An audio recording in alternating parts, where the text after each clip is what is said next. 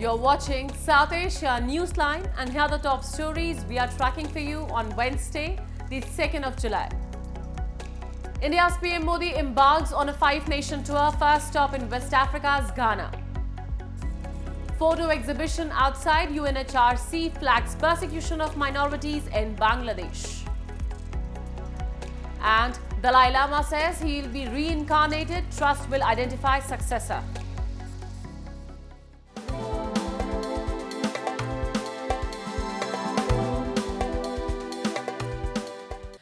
And now for all the details. India's Prime Minister Narendra Modi on Wednesday embarked on a multi-nation tour to Africa and southern American countries, making his first pit stop in Ghana's capital city, Accra.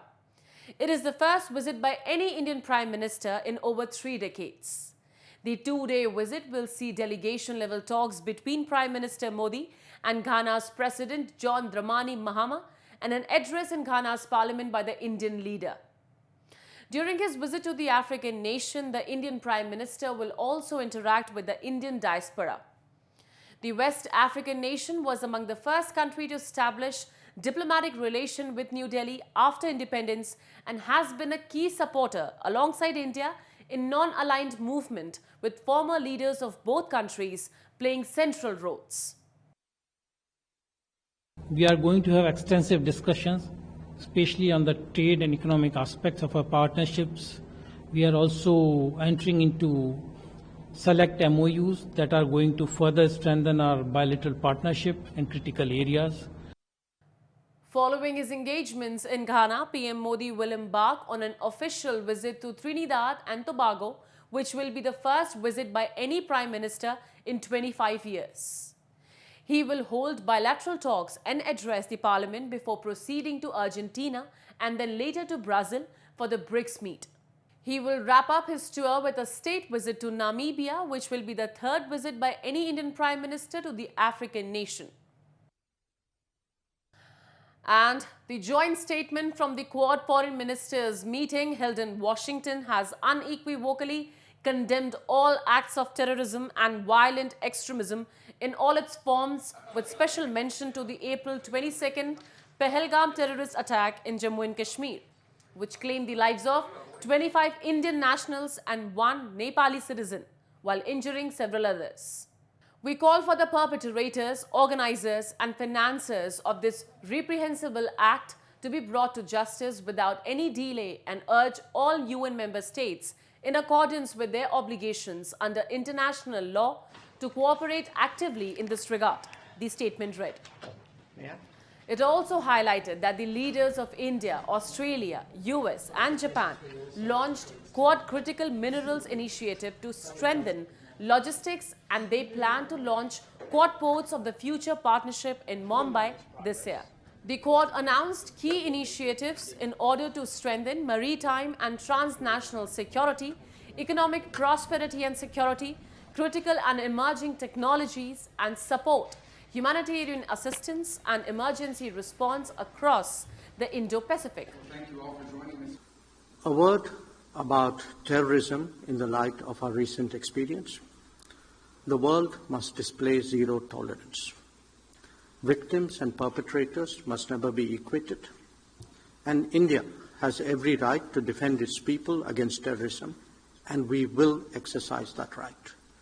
We expect our Quad partners to understand and appreciate that. India plans to host the next Quad summit. We have some proposals on how to make that productive. I'm sure so do our partners. And moving on to news from Pakistan-occupied Jammu and Kashmir, where daily life is being upended by persistent electricity and internet woes. Frustrated residents in Muzaffarabad are demanding urgent action from authorities to resolve the crisis. We have a report. Residents of Muzaffarabad in Pakistan-occupied Jammu and Kashmir are facing ongoing issues with low electricity voltage and poor internet service, which are disrupting daily life and business activities across the region. The Awami Action Committee is calling for urgent government intervention to resolve these issues. इस वक्त जो voltage का मसला है इस वक्त मुजफ्फराबाद के अंदर, मुजफ्फराबाद डिवीज़न के अंदर इस वक्त बिजली क्योंकि आपने देखा है गुज़श्ता कई अरसे से गर्मी की जो शिद्दत है उसमें बहुत इजाफा हुआ है और लो वोल्टेज से लोगों की जो इलेक्ट्रिकल अप्लाइंसेज हैं वो ख़राब हो रही हैं। हर जगह पे हर एरिया में हमें ये मसाइल लोगों की तरफ से आ रहे हैं कि जी वोल्टेज कम होने की वजह से लोग जो है वो प्रॉब्लम का शिकार हैं। तो उस चीज़ के लिए मेन जो हमारी कॉल है वो वोल्टेज के हवाले से है, क्योंकि हमने कमिश्नर साहब से मुलाकात के बाद उनको टाइम भी दिया था। कई जगह पे हमारा मसला हल हुआ है, लेकिन मोस्टली ऐसा मुकम्मल तौर पे वोल्टेज का मामला हल नहीं हुआ। The poor quality of internet service is one of the biggest problems affecting people in Muzaffarabad. Heavy taxes and increased package rates imposed by the Pakistan Telecommunication Authority have only worsened the situation. जो इस वक्त सबसे बड़ी मुश्किल आज़ाद कश्मीर के शहरियों को, ताजरों को, तलबा को, सिविल सोसाइटी को, वकला को, सहाफ़ियों को, दुकानदारों को और हर मकदा फ़िक्र को इस वक्त जो सबसे बड़ा मसला दरपेश है वो इंटरनेट के जो है नाक़स सर्विस के हवाले से है। इसके हवाले से भी हमारा एहतजाज है कि फ़िल फॉर PTA अपना किबला दुरुस्त करे। जो इन्होंने भारी भरकम टैक्सेस लगा के यहाँ पे पैकेजेस लगाए हुए हैं उनको ख़त्म करें और यहाँ लोगों को सहूलियात दें, फैसिलिटेट करें, ना कि लोगों को अजाब में डालें, ना कि लोगों को जो है वो मामलात ज़िंदगी में रुकावट डालें। The Awami Action Committee has expressed its firm resolve to mobilize public support and pressure the government and authorities to promptly address these critical issues affecting the community.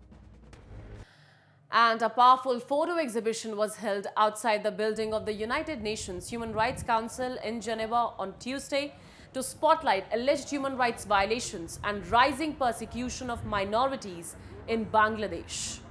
Organized by the Bangladeshi diaspora and rights activists, the exhibition highlighted attacks on Hindus, Buddhists and journalists under the current caretaker regime led by Chief Advisor Muhammad Yunus, particularly following the ouster of former Prime Minister Sheikh Hasina. The activists called on the United Nations and international human rights bodies to intervene and hold the Bangladeshi authorities accountable for the reported violations. Human rights defenders have everybody to knows that Bangladesh, what's going on last 10 months, from July to until this year, until this July, around 11 months, the Bangladesh minority, the Hindu, Buddha, Christian, all the peoples, they have been torturing, very brutally torturing by the mob violence. And this mob violence have been raised by the Yunus government. They patronize the mob.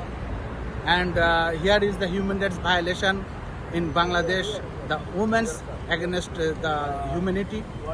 Women and girls have been torturing. So most of the Bangladesh last 10 months is going to the economically poor, and the poverty is very much more, and the human rights situation is really horrible. It's a crimes against humanity. It's like a genocide in Bangladesh. Today we are here in front of broken chair of United Nations in Geneva against the brutal and misrule of Yunus regime. You know, in Bangladesh, the Yunus regime is a intolerant government by the mob justice, mob violence. They are torturing a lot of people, Army League leaders, and especially the minority Hindus and Buddhist people. They are raping the women, and they put the video on the social media, and they also the miscases of false cases of these people, and they are earning the money by these false cases. And Tibetan spiritual leader, the Dalai Lama, has reaffirmed that the process for recognizing his successor is clearly defined and lies solely with the Gaden Phodrang Trust established by him. In a statement issued Wednesday, he cited the 24 September 2011 directive that grants the trust exclusive authority to oversee the search and recognition of a future Dalai Lama in consultation with senior Tibetan Buddhist leaders and oath-bound Dharma protectors. The Dalai Lama clarified that no external body has the legitimacy to appoint his reincarnation and that the procedures will strictly follow centuries-old Tibetan Buddhist traditions. This is the first public statement he has made on the matter in 14 years, prompted by spiritual leaders urging the continuation of the institution of the Dalai Lama. Earlier this week, he indicated there would be a framework to discuss succession as he attended a ceremony ahead of his birthday. The Dalai Lama has previously said he could possibly reincarnate in India, where he lives in exile since fleeing Tibet in 1959 after a failed uprising against Chinese rule. China views the Dalai Lama as a separatist and says it will choose his successor. The Dalai Lama has urged his followers to reject anyone chosen by Beijing. In Nepal's Bhaktapur, where ancient alleys echo with tradition, one dessert still holds a royal place at the table: Juju Dhau, or the King of Curds. As the festival season draws near, this creamy delicacy returns to the spotlight. Take a look. In the old city of Bhaktapur in Nepal, tucked between temples and alleys, the day begins early for Reena Suwal. For over 25 years, she has been making Juju Dhau, known fondly as the King of Curds, a delicacy deeply rooted in the Newar community's traditions.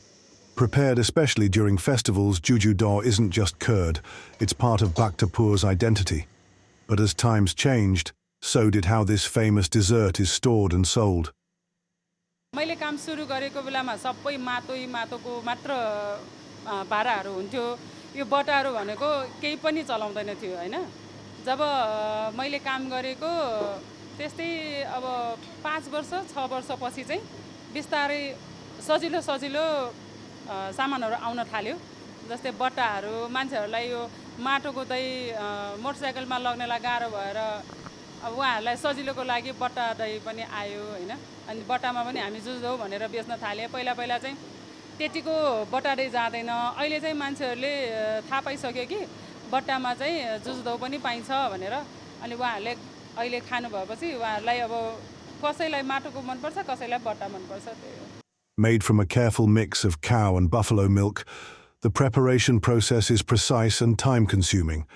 Every morning, Reena and her team check the fat content of the milk before it is poured into large vats and boiled to the right temperature, around 85 degrees Celsius. Once the milk cools, a spoonful of curd from a previous batch is added to act as a culture. The pot is then moved to a refrigerator, a change from earlier times when blankets and rice husks were used to maintain the warmth needed for fermentation. Even with modern tweaks, Juju Dhau still tastes like heritage. The taste was slightly tangy but pleasantly sweet, and it's very different from normal curd because it's not very sour and not at all sour actually, and a very thick texture than normal dahi. The demand for Juju Dhau has only grown. While non-festive days see 600 litres of milk for preparation, in festive season over 1,600 litres of milk transformed into heritage-rich dessert in a single cycle. Though the plastic container has made inroads and refrigerators have replaced blankets, the soul of Juju Dhau remains rooted in its tradition. It still sits proudly in Bhaktapur's corner shops, local markets, and increasingly supermarket refrigerators across Kathmandu Valley. That's all in tonight's edition. We will see you same time tomorrow. Good night.